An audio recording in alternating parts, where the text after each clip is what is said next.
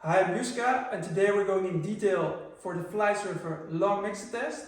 It's very important to keep your kite flying like it should be, and this is adaptable to the kites after the first sol. Enjoy!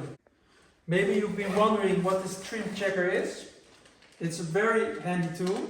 It looks a little bit weird, but I'll show you how it works. Take the big loop from the trim checker and put it around a solid object. The other side goes to your flying lines of one side of the kite. Without tension, you can adjust the system. Pulling it tight at the same time will lock it.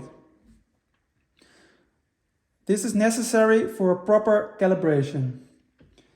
The orange loop, if you pull it, it loosens up the system and you can continue.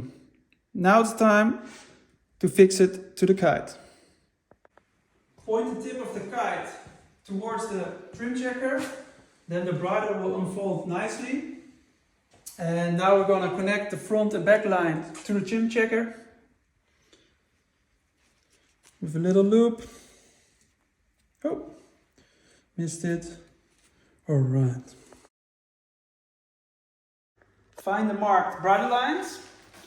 A is at the leading edge, B, C in the middle, Z is always a little bit more to the back.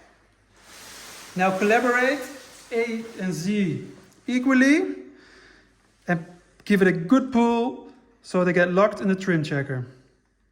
Important note, don't look at the black markings, but always to the end of the line.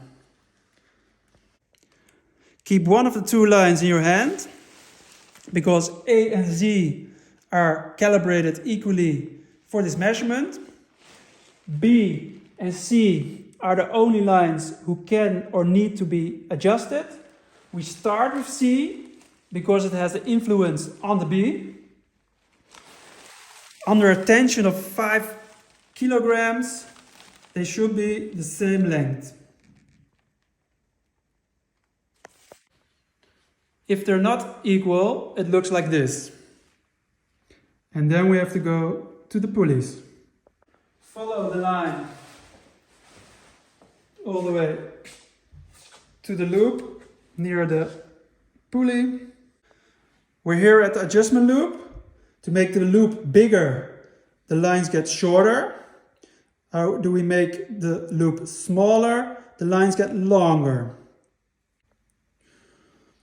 When adjusting, you move the nut away, move it in the direction you need, bigger, smaller, all goes through the ring.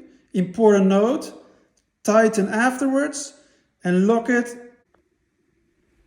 After adjusting C, I check it with 5 kilograms tension. If they're fine, we move on to the B.